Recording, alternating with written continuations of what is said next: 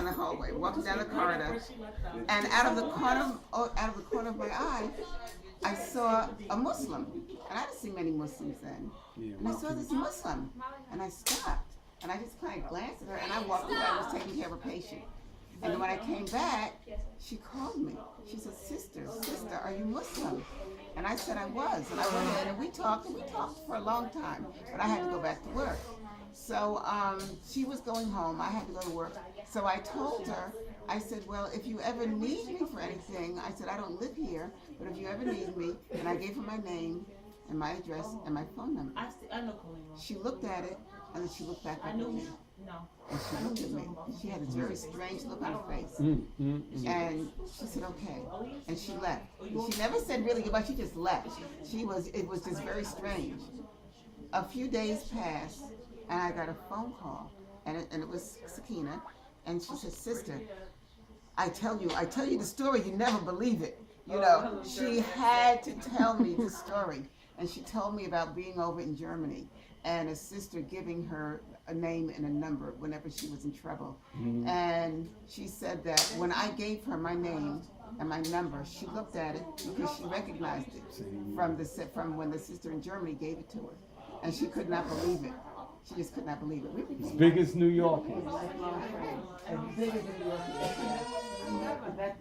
That was some story. Umi, how are you going to turn around and tell the I'm story?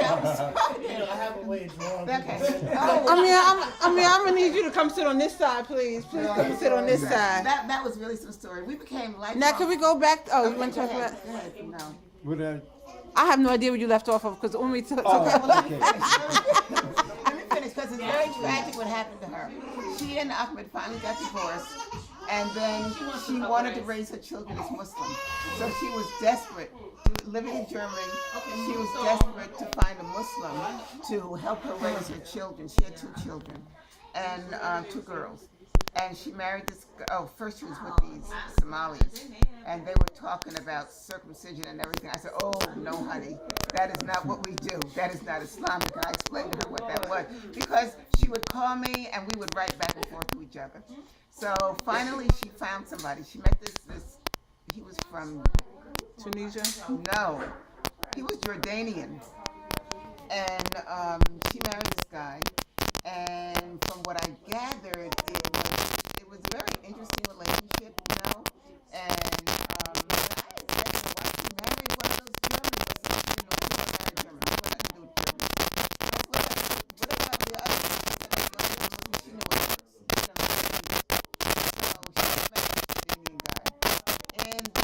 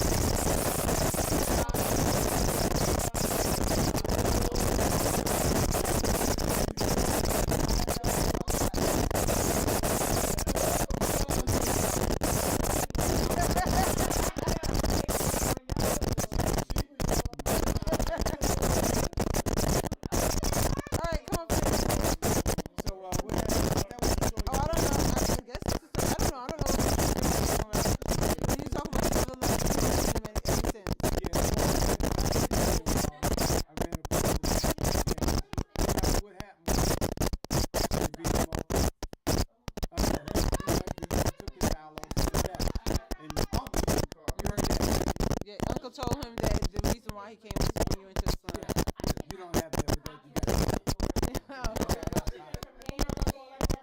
But what they're talking about, we get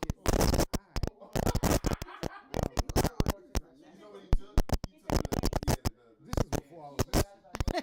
How long you been Muslim? Before Karima was born. Just before Karima was born. 23. It was just before Karima So was 40 years. You been Muslim? just before. So you Because you became so you Muslims a little bit more than 40 years. December 1972, and I became Muslim in January of 73. I was the end of January, the first thing. No, I ended December, you the first of January. No. It's about 40 years. Close to 40 years.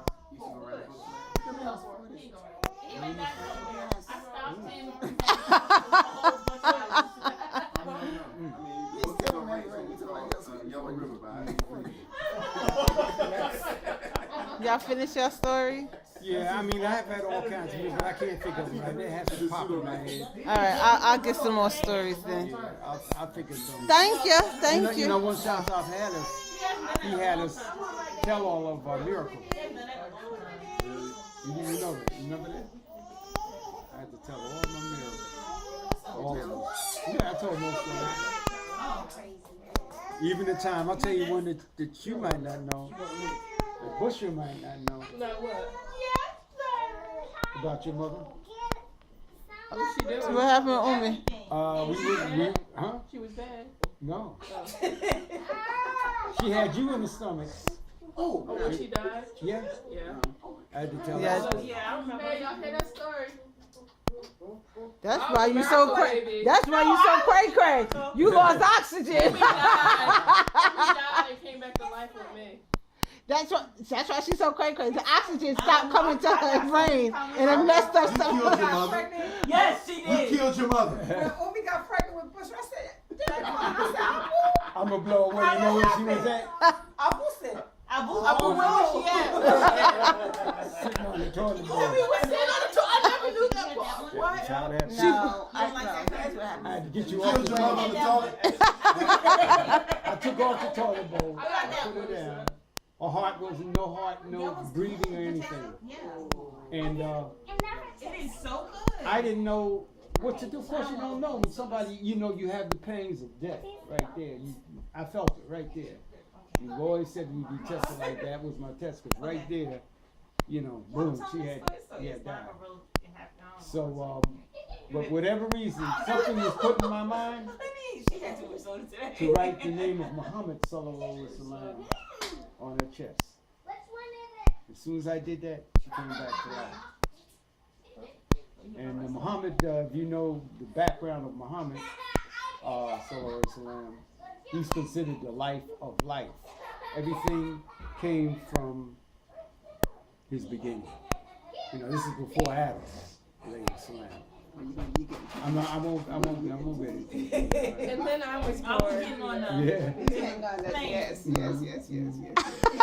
Well, anyway, she came back to life, and there she is today. But to me, that was a tremendous miracle. I was there she is today. Yeah. And we still together. Yeah. Amina remembers being out of her body at the time she had that asthma attack when Poppy passed away. Yeah. She remembers looking down at her body and like, how am I going to get back to my body? When Poppy, I got a story. Oh, the gin story? No, I ain't telling you Don't those. be calling that. No, I got one. Go ahead, baby. No, for real. I woke up one time. You remember when I told you that? When I woke up and there was nothing but light nor all around me. Only I told you that. You know, I used to have those crazy experiences where I used to be in your room and the Nori said tag me and I used to be scared. I remember that. Yeah, I was terrified. At least I know where Leah gets it from. It's what? Leah. Because when she got dehydrated after all that lava, so she just felt limp on the bathroom right before. Leah, you almost threw up. Yeah, I almost died. Leah does that all the time. You gotta watch it. I had a stomach virus. When Nadia was living with us. When Nadia was living with us. Oh, that time you and Dean were both sick? Yeah. Is this appropriate on the camera? We ain't supposed to be talking about sickness. I think my story is more interesting. Okay, well, let me do it.